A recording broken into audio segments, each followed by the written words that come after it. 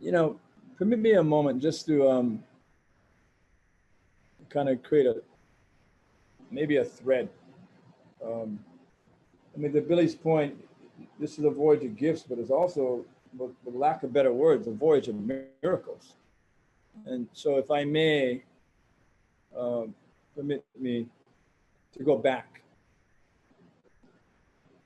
to '76 when Mao and Billy and then Shorty arrived, changed the world. Um, Back in 1980, there was a commitment to restore what happened with the greatest waterman in the world when we lost it. Uh, and the story was getting out. I don't really know the story, but I do know that there was a phone call to Bob Worthington from, I think it was the Cook Islands, because he was the, what do you call it, the ambassador to the Cook Islands for Hawaii. And that was, they're hearing about this canoe, this voyaging canoe, and they want to see it and touch it. That's where the voyage of rediscovery came from, that phone call. But if they're going to touch it, there was a place called the Land of the Long White Cloud. And I was just fascinated with this place, that what little I knew. And so I started to read. So I want to bring into the room Sir Peter Buck and Te Rangi Hiroa, who would write the book, The Vikings of the Sunrise. Because that book, it just, it opened up dreams about these people. And Aotearoa, the challenge, and I always go at some point in processing, voyaging, I go to fear. I go to the risk.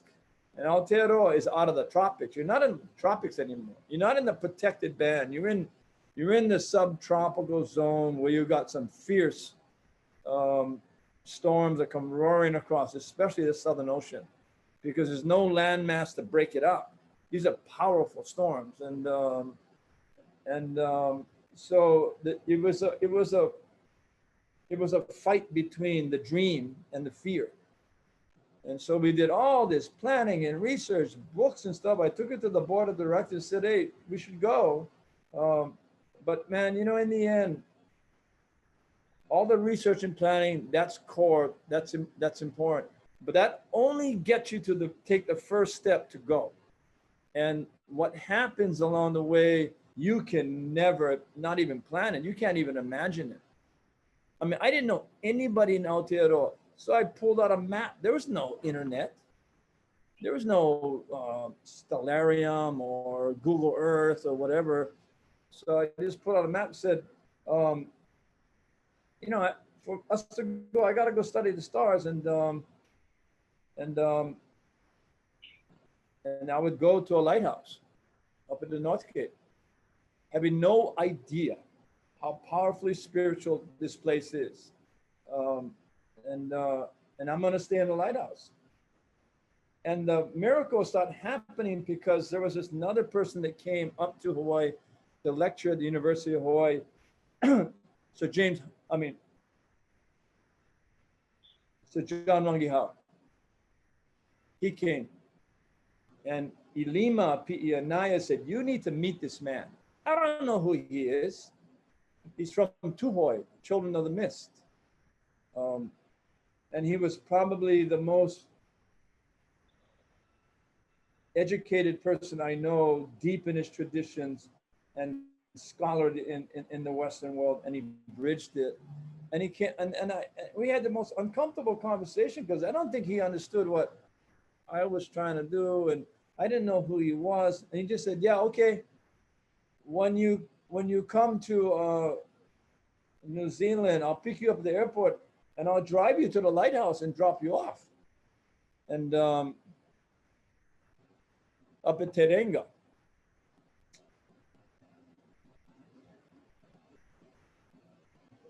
I mean, these are not things you plan. So I fly to Aotearoa, and when I land in a new country, scared, by myself with canned Vienna sausage out of a sleeping bag, and I go in out of customs, and there's this lady, a stranger's got my name on. You know that kind that the tourists come into Hawaii, the 10 million of them, they got your name on it and come in this van and they'll take you someplace. They had my name on one of these signs and spelt wrong, and I was going, oh man. And so she said, you come with me. And I'm going, where's John Rangiao? No. And the miracle is that they say it's a long drive. Just so they put comforters and pillows. We know you've been flying all night. Just go sleep, boy, and we'll take you to where you need to go. And we didn't go. We went to a place called Manganui because they couldn't find the place supposed to drop me off. And I knew that the Terenga is 100 miles away, and they're calling someone, can't get a hold of him. And John Rangihau knew that I wasn't supposed to go to Terenga, that I was supposed to go to Aurere. And John Rangihau knew that it wasn't him was the bridge builder. It was Hector. It was Hector. And to make a long story short, he was confused. What is this skinny, small, dark Hawaiian doing in my vacation time? He had no home out there. They were living in tents. And I just came and studied the stars. Make a long story short, I studied until midnight because that was December 31st, changing into January 1st. So I went over to their tent at midnight just to thank them and aloha them. And I don't know what it was, but Hector got up and he started to olelo in Maori. And his wife Hilda had to hold up his pants, and they were, the only light they had was Coleman stoves, and you would see these golden tears kind of flooding from his eyes. And then when he was finished, he was speaking to his voyaging ancestors, a language I didn't understand. I didn't have a clue what he was talking to, but he was basically invoking and asking permission for this small Hawaiian to come to the land, because I didn't ask for permission. And then at the end, the next day, he just came up to me and goes, he couldn't pronounce my name. He said, boy, you just tell me what you need to do, and I will take you everywhere. And that whole vacation was to Terenga, it was to Okianga, it was to Ahipara, it was to Waitangi, it was to all these places.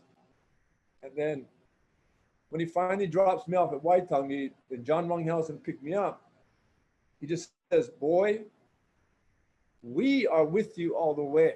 The we was his ancestors. It was his community that I had no understanding. John Ranghau picks me up, doesn't take me to the airport. He takes me to Dargaville, where his home was, sits down, makes me sit down at some table. He puts a bottle of whiskey on the table, pours 2 glasses, and says nothing for maybe half an hour. And then he just goes, okay, boy, you have plenty of mana, but you don't know. You don't know, but you need to go home. He drives me to the airport. I never saw him again before he passed away. They were mapping the road out. They were laying out the carpet of permission that the ancestors needed to understand. They needed to be okay. Otherwise, this isn't going to work. And I had no idea. I went back to all my planning, all the risk management, blah, blah, blah. We're threading the needle between the winter storms in Aotearoa and the hurricanes of the tropical South Pacific. And those hurricanes come straight through Rarotonga. They come straight through the waters between the kind. And if we waited, so we needed to go when their wintertime died down in October, In November, we needed to go before the hurricane started in December. There was threading the needle. And I was scared. When we got to Rarotonga, I'll make a long story short, with my father was there because he was with me all the way. And Hector came with Stanley. And a tropical cyclone cut right through. And what happens is, from the scientific point of view, when the first storm comes, it cuts a road of low pressure where the other hurricanes are going to follow. It makes the road of the season. And that's what we didn't want to see. So I start talking about canceling. My father says, okay, the day that Stanley said that Hector took him to the airport was the morning he came, wake me up early in the morning, angry at me and saying, he just woke me up and says, boy, you need to go. Don't talk about not going. The ancestors are set this up. The path is for you. You've got to go.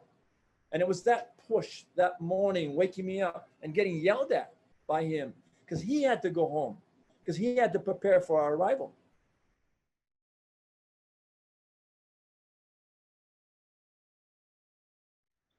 And then when we went to the airport in Rarotonga, there's this big kohola hanging above the place you check in.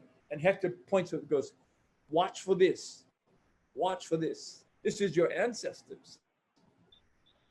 And so we leave, make a long story short. That's exactly what happened. We're targeting it's a difficult voyage because you can't go too south too quick. Because you get into westerly winds, you're going to be on the eastern side of New Zealand. You cannot tack the New Zealand in westerlies. So you got to stay up in the tropics. But if you stay in the tropics too long, you run the risk of going around Aotearoa, not seeing it, and then heading west into what? The Tasman Sea, not the Pacific. And now you're heading for the island of Tasmania. And you're heading for Australia and you don't know it. The Kermadex was really the signpost. And then the miracle, we get cold south winds, rain. It took all the salt out of the air. The sky came crystal clear. Right at the moment, the Nanamoa and Nanahope were just kissing the horizon. I woke up Billy, I woke up Ben. I said, you need to see this.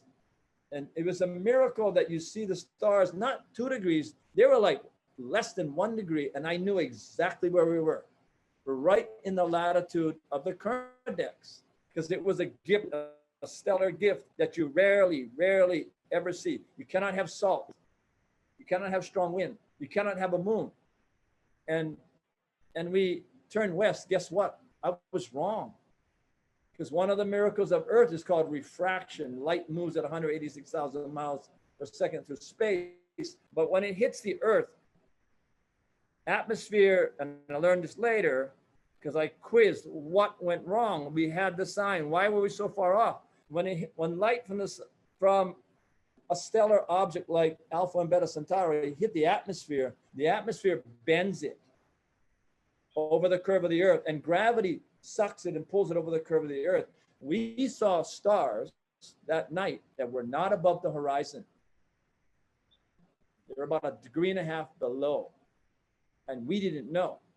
So we thought we were at the latitude of Kermadex. No, we were 90 miles north and didn't know. And then that day, we turned west. And I remember the bright light. It was hard to navigate because we're going right into the setting sun. Right into the setting sun. Remember the mo'olelo about the setting sun. Follow the line of the setting sun. And we were heading due west, north of the Kermadex, thinking they were to the west. And then the kohola comes, right, Stanley? I mean, Billy, Harry, everybody was there that nudged us south. Hit us, nudge us south on the starboard side. And you know, when you get over the kind of trauma of sperm whale pushing you, the nose to the south, you get over the trauma and you keep going west. And then I don't know, Shorty, I remember talking to you how many times at night, but we didn't turn west with the kohola. But that night at sunset, we saw bolt lightning right to the water. Where was the lightning? To the north. So we said, give up the Kermadex, turn south, and just let it go. It's because this lightning is going right to the water. Very, very dangerous. So we tried to outrun the storm from the north, and it kept pushing us, and we went into a fog. It was like fog, and we couldn't see. And then it was Stanley that the first crack of light of dawn, I remember Stanley running to the bow and going, what is that? What is that mountain? And right in front of us was Raw in the Kermadec, not heading west, heading south. And then I remember standing, waking everybody up, and I think it was Harry who said, "Oh, what's the island behind us?" We went right by Macaulay, didn't even see it in the fog, and ran right into the. Look, I'm not navigating the canoe. I'm not navigating the canoe. Something else is. But when we found the Kermadec, then we knew that instead of Aotearoa being 1,700 miles away, now she's less than 700, and the target is big. And then that story about the same thing, I remember when we saw, because we weren't really sure on what, we weren't really sure where we were on in terms of where the Bay of Islands were. And they said over the radio that if you don't get in on Saturday, you're gonna have to wait. If you don't get in on Saturday, you have to wait a whole nother week. What? And then because they have to have a day that respects community to allow the community to come to this massive event. And so we're like going, put out more sails, go as fast as we can. And we were like over 100 miles away when I saw the charts after. But it was Shorty, and others said, I think that's mountain. And what it was is right at the sun. We couldn't see the island until the sun went right below the horizon, and the light of the mountain was pulled over the horizon. We saw Aotearoa when it was below the horizon. But we knew where we were. Stanley knew where we were. We turned west and headed straight for Waitangi, for the Bay of Islands. We're not navigating this canoe. We're not navigating this canoe. And then we get in, and then all the stories that were there, and James, Bernardi making the proclamation that, basically fundamentally, you're not guests, you're family, and be responsible for that. And then the thing that, make a long story short, that it was just my most powerful moment in the whole voyage, and the 2 years of training, and all the years that would come to the point that we have land for our people to connect with theirs, with the promise to children to be exchanged, that is dedicated to our whare, not our marae, because we can't be responsible for marae. And to think about all the people, and I just want to make sure that everybody understands that one of the forces that was always there was Kamehameha. Kamehameha schools was always there before we come, always there after we leave, always there knitting responsibilities, building communities, always connecting. You cannot talk about impact today without talking about Kamehameha and Randy Fong and his wife Jamie and all of you. You cannot. We may be this tiny thread that finds islands, but you are the ones that build and sustain and connect forever. But we have responsibility. But at that Sir James Hanadi's proclamation, it was confusing, but it got sorted out. But Sir James Hanadi, I wasn't there, but Hector told me that night, he was the one that came to said, Hector, you make me a promise. You'll build a canoe, a waka, in Aotearoa from our forest and take it to Hawaii. And Hector promised him, but wasn't sure. But when Sir James passed away, and when he was lying at state, Hector went and said to him, I promise. And the next day, he was in the forest cutting down the kauri tree, the sacred kauri trees. All these steps were being taken, but the one that was the most powerful for me was with my father. In the Titi Marae after midnight with rows and rows and rows of food, way too much food to feed everyone. And there was a small stage where grandparents and children in puka shirt and in slippers or barefoot, that you knew that this is not a choreographed, this is not, like in Carnegie Hall. This is in Titi Marae. But my father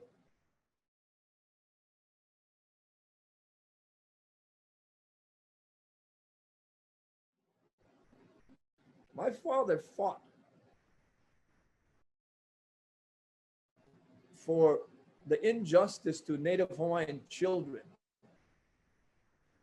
that don't have access to their language, to their culture, to the education of who they are. He fought fiercely his whole life to set it right so that our children would grow up. He did it through social work. He did it through health. He did it through medicine. And he did it at Kamehameha schools. And that he was learning because his parents did not teach him language or culture or his genealogy. He had no idea where he came from, even though he's Pa'oa, even though it's in Aotearoa, it's in Rapa Nui, it's in Tahiti, it's in the Marquesas, it's in the Tuamotu archipelago. And he sat there and watched the grandparents and grandchildren gifting us with their song and dance. But what my father was witnessing was a people that may be approached to be seen as not wealthy because they don't have a lot of money, but these people were filled with the wealth of pride of who they were. And that's when my father turned to me at that dinner and he said, Hawaii needs a marae. But he was making a promise at that dinner. And then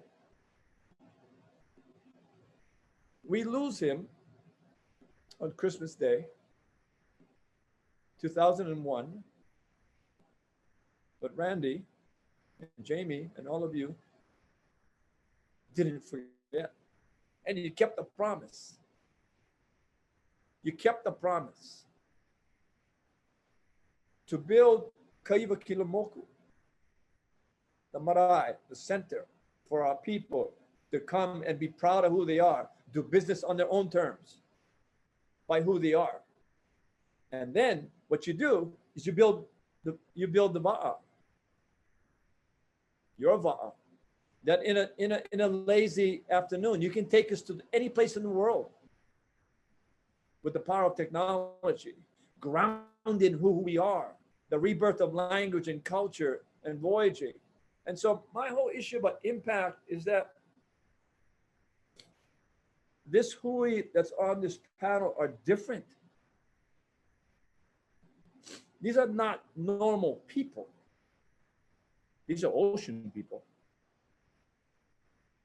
And for the love of our dirt, and for the love of our family, for the love of our place, for the love of our islands, each one of them, when the call is made, they'll turn their backs and they won't look back because they're going to look to the horizon for the island of the future that our children deserve. Impact, to me, is that we have just begun voyaging to a fractured humanity in a broken earth that has to be healed. And these people on this panel, they know what it means and they'll risk everything. Impact is only preparing us for that next horizon and that next island. And so I know I talk way too much, but I didn't want, because you talked about Hoilona, right? You talked about ancestors. I just want to make sure they're in the room before we end this Zoom. That's why I'm doing this. And so to me, all of these gifts are all about responsibility to make a promise, kiss the dirt of your land, and go to sea for new horizons and for a better future. So thank you for taking up so much time, but I just want to thank Kamehameha for all that they've done to be the thread and the glue that links us all together before and after. And now the power of the Waka that you launched in this website is crucial to the future of our children. So we sail on the oceans, you sail in the cosmos, but we sail together. And thank you.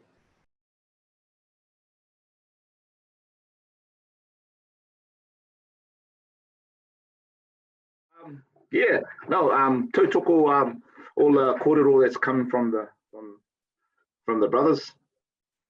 But for me, I think, well, I was the youngest fella. I was like the peepee of the crew. But share a few things about what I remember.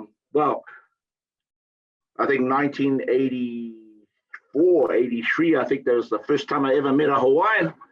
I know you're the only first Hawaiian I ever met when Uncle Hector brought him down to my whare, if you can really remember the day it happened.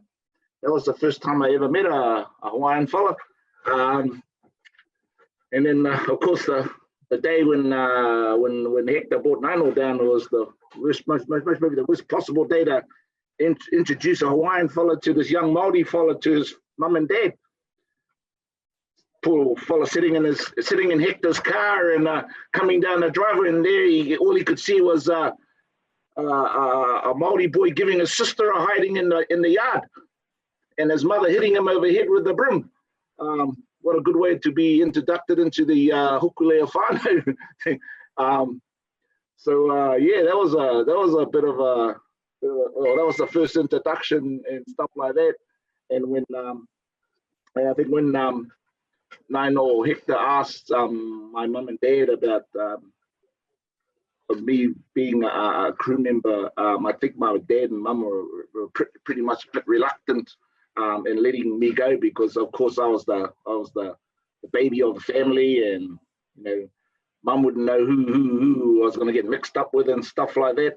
But through the kōrero with Hector and my dad, yeah, it was that opportunity. That was the first step to the beginning of my journey and stuff.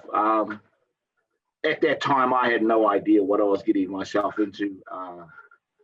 I just thought it was just my whole thing was just this trip that I was going to do, and this sail I was going to do. I thought it would be back in a couple of days or something like that. I had no idea, had no inkling of where I was going to end up.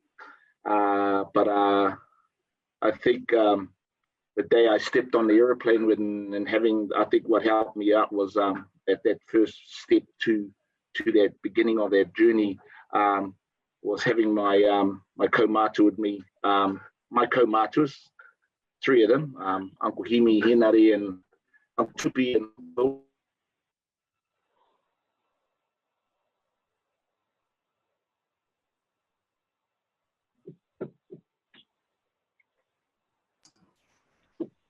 Like it froze. And can you hear us? Yeah, he did.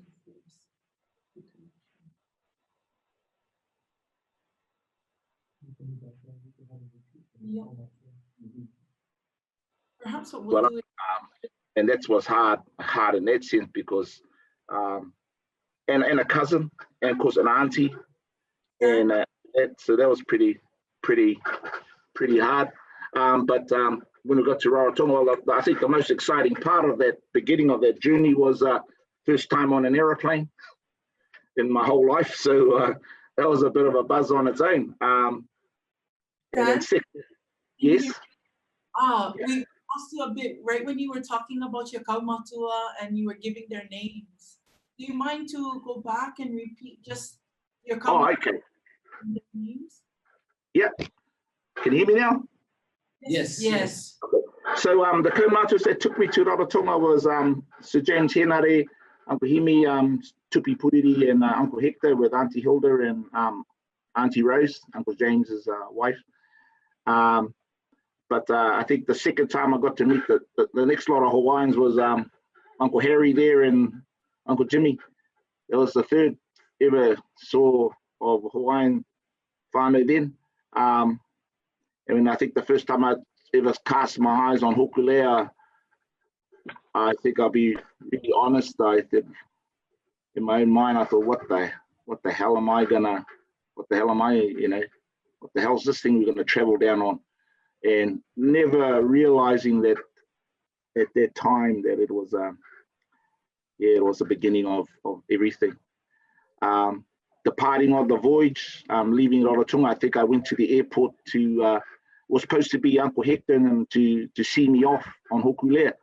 But due to the delay that we had at Raro and the weather that Nana was dealing with, that I ended up going to the airport and seeing my whānau fly home.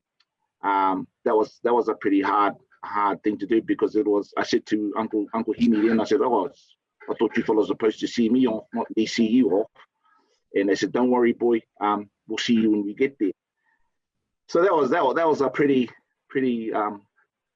sort of hard time. And then realizing that, oh my goodness, this is it. So the voyage itself, well, yeah, I think I realized that. But I'd like to share something that I very rarely spoke about.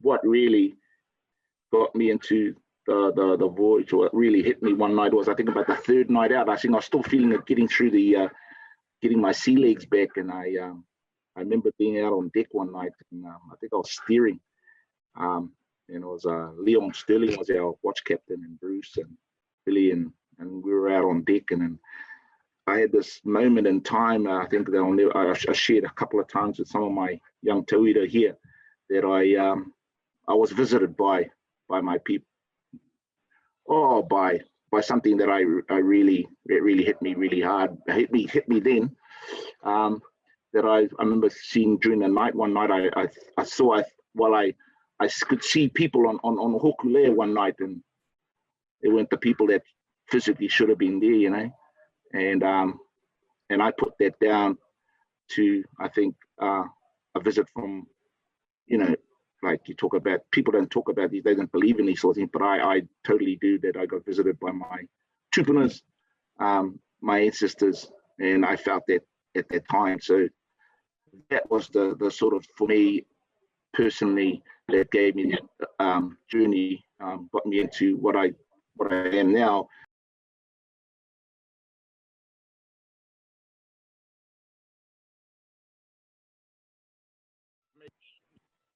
Sort of before everything, I was a bit of a cocky, bit of an arrogant fellow when I was young. Only could see what I could see in front of me back in those days. But now, after that journey and after that voyage, well, it's what it's made. It's what it's done to me. It's made me. First, I think it's proud of who I am. Proud of who I am as Māori, and proud for me to represent, or to represent and to do what I did with for my ancestors and stuff. And yeah, it's just put me on this journey of. Like you said, Uncle Billy, it's just like, it's a gift that's just been, for me, it's a gift that's been given to you, but it's a gift that, I think it's not your gift to keep for yourself. It's a gift that you got to give it, you pass it on. And I think what it's done for me, it's given me this great opportunity and great time where I could pass all this knowledge and stuff that I've learned to our next generation, to our tamariki, our mokopuna, and seeing them, you know, seeing them today, standing there and being proud of who they are. And I think I'm just a little part of that, of what these our mokopuna and our generation, our young generation are now doing, you know, and yeah, me to that voyage of Hōkūleʻa, that connection that the waka has done, the crew, you guys, you know, what we've all been part of, and just look around us now. Look what wakas we have now that are sailing the motus and retracing and stuff over the years. Especially here, you know, especially here in Aotearoa, what it's started and what's come off of Hoku arriving here. It's just created this huge renaissance of a waka around the motu, especially here, and watching everything. And it's great. I just enjoy my morning hookups with to share it with my mate Hoturoa. We have our karakia every morning, and seeing all our young people that come onto our karakia session every morning, and I just smile. Like Uncle Himi said, he'll smile today, he'll smile tomorrow, he'll smile at all those critics that said that it cannot be done, and you have proven it, you know. And that's why what I see every day is seeing our young people, and that for me being that part is going through that, doing that journey and doing that voyages and giving, you know, seeing what's happening now. Oh yeah, and it's nothing, you know, for me it's sharing all that kōrero and stuff with our young and with our people here and teaching it. It's just, yeah, it's just been great, and keeping those connections with our whānau, with you guys up there and across all over our motus throughout the motu, keeping those big connections. It's like gets down back to what the old man was, the old fellow was. He was a bridge builder, and that's what Hoku's done. You know, it's connected. It's built this humongous bridge from here to there, and then also hooked it into our past, and it's going into our present, and now it's happening into our future. And that's just been me being part of that journey. It's just been great, and that's what's made it. And yeah, and being with you guys has been a great thing. Yeah, kia ora.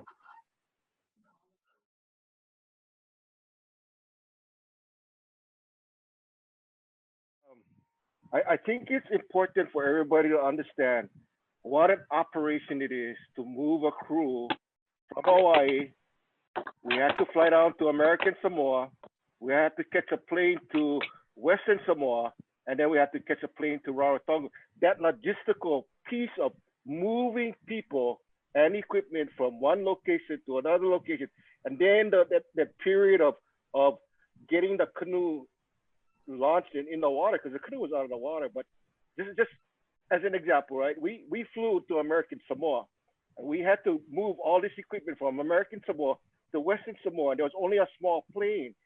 So Bob Worthington and I volunteered to fly with the equipment in the morning to Western Samoa, and then to stay at the airport all day long, receiving the equipment and stocking it at the airport. And this is from early in the morning, and the plane didn't leave till like 10 or 11 at night. We get down, we finally get the plane loaded in Western Samoa, and the plane is fuel restricted. We get so much equipment on board, they cannot take off with that amount of fuel. So they have to offload the fuel. And then we fly, and Bob looks at me, and we're going back to the same airport we started at to put fuel back in the plane. And Bob tells me, you know what, I think there's a very good reason for this. But it's all these small logistical things. And then, you know, we were in Rarotonga for a little bit, but what I remember was we stayed in all the neighbor islands have homes there, right? And we stayed in the Atiu house, Atiu Islanders. And next to the Atiu house was a rugby field and a church. And across from the church was their Tapu Tapu Hotel. And so there was, you know, there was a cultural component of the trip it's coincidence, but it's kind of like you being led through these important sites. what I would like to point out though, I mean, um, I was just starting out. I mean, I started sailing in 1980. This is 1985, only my second, third major voyage, and so I was learning. You know, I was at the Garut level. I was doing all that kind of stuff that the Garuts do, right? However, you know, and there's a whole different level of leadership that you know that people like Nainoa and Shorty uh, are confronted with. And I don't mean to heap accolades on Nainoa because he gets embarrassed by it, but there is no better person at developing a sail plan than Nainoa Thompson, and that's what the Polynesian Voyaging Society does really well. They develop a very sound, a sound sail plan that instills confidence in the crew members. And the sail plan really is driven around meteorology and climatology. It's based upon science. We don't just go randomly out there. And so he acquires all this data and information which identifies the best window or best opportunity for us guys to sail in. And I'm not sure if I should share this, but I know I remember that there was a moment there before we left where there was consideration of postponing the trip because the weather wasn't right. And Pinky was there. I know you talked to your dad. And the thing about Pinky in consultation with Nainoa is he was not going to compromise the safety of the crew. If Nainoa felt that we needed to postpone the trip 1 year, then so be it. We just come back the following year.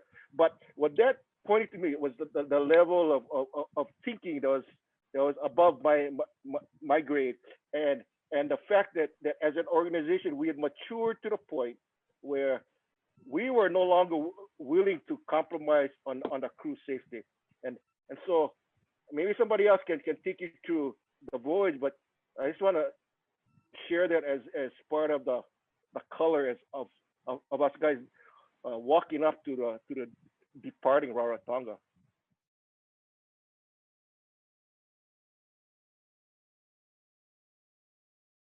First, I'd like to acknowledge and really thank. The only reason why I was able to sail this particular leg, wasn't get involved with the voyage, was because of both Nainoa and Shorty. Following the 76th voyage, I'd pretty much retired. I'm done.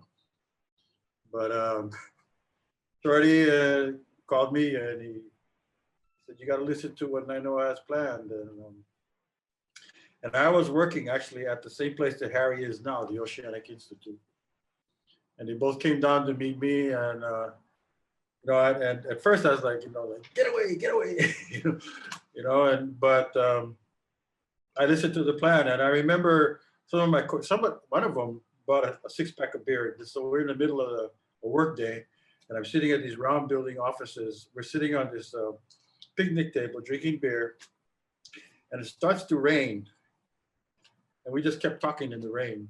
And I know it was starting to share his plan. And so I decided to go, to get back into the fold. Also, I wasn't supposed to be on the leg to Waitangi. My original leg was supposed to be to Rarotonga. But I asked Shorty if it was possible to do Aotearoa because I didn't want to island hop. If I was going to get back on the canoe, I wanted a blue water voyage. And luckily, I know I had some concerns, and I understand the whys. And so we had a long talk, and then I was allowed to go on this particular leg. Now, relative to what Hōkūleʻa shared, and some of the spiritual and the gifts that I feel we experienced while on this particular leg was when Hōkūleʻa was talking about how we might have to postpone the voyage, and I think it was, I have my log here. I haven't looked at this thing for like 20-something years. I kid you not. And in looking at it, the idea, the possibility was that we would postpone the voyage until March, April of the following year, I believe. And what happened was Hector. Hector manifested, he said, the concern, and rightfully so, was safety of the crew in the canoe. And Hector said that you don't have to worry. Everything will be fine. No lives will be lost. The canoe will be good. And the way he put it was all sacrifices had been made. He had lost 3 family members prior to that. And he said that the sacrifices have been made and you'll be fine. Everything will go. And we did end up going. And that, Hector's manifestation of these sacrifices was one of many gifts that we received on that particular voyage. I'm grateful for the opportunity to have sailed on it, and as I went, like I said, I hadn't gone through this. Actually, I should say 30 years, and I started reading about the different gifts. Shorty talks about a gift once when we saw 2 stars after a cloudy sky, 2 stars that showed up that were 2 degrees above the horizon. The norm is you cannot see stars 2 degrees above the horizon, but for some reason we were allowed to see it. And then even I think one of my favorites is when we got close to Aotearoa, and Nainoa was telling us about how when we left the Rarotonga, we had a crew call, evening meeting, navigator's time, and Nainoa was telling us about how when we had left Rarotonga, how small New Zealand was as a target. And as we got closer, it started to grow. So he had thought that we were about 100 miles or so from Aotearoa, and the sun goes down, starts to go down, and Aotearoa appears. It appears right behind him, and we look and we could see. And so I think he had asked Stanley to maybe see if he kind of understood what it was we were seeing. And I think, correct me if I'm wrong, guys, but I thought it was Brighton's Point. And so what happened the next morning was when the sun came up, it was gone. We had to sail all day to find a smaller version of what we saw the evening before. And Ben Finney in his book calls it, because of ice crystals in the sky and the way the sun had situated itself, it actually projected Aotearoa over the horizon to us. Over the horizon to us. And it was like I said, it was that kind of gifts that came to us. And there were many. And as I go over, like I say, the log that I have, there are many like that. I also would say that there was a really good crew. Everybody got along, and I was really happy about that, by the way. And everybody worked really well together. I think about Tava, who wore Speedos, actually for almost all Speedos and a tea-leaf rain jacket for almost all of the voyage. And I once asked him why he's doing that. He said he wanted to understand what our ancestors went through, how they dealt with the cold, So this was an amazing voyage. And the amount of the people that we met both in Raro, I mean, that's when we were introduced to a picnic. The people that we met in Raro and the people that we met in New Zealand who became cornerstones to our effort. The names were mentioned before: Hilda, Tupi Puriri, Tupi, I love Tupi. But for me, I often wondered why I felt so strongly about wanting to be on this leg. And for me, the greatest gift came after the voyage was over, and I found out that my great-grandmother was born in New Zealand. That's why that was the greatest gift. One of the best gifts, to find out that she's from New Zealand. So, I think at one point, as we finished off the voyage, and I know, again, you can correct me if I'm wrong. I thought I heard you say that you weren't going to take credit for this voyage, and I believe it was you that coined the phrase for this particular voyage, as this was a voyage of gifts. And I agree. I agree.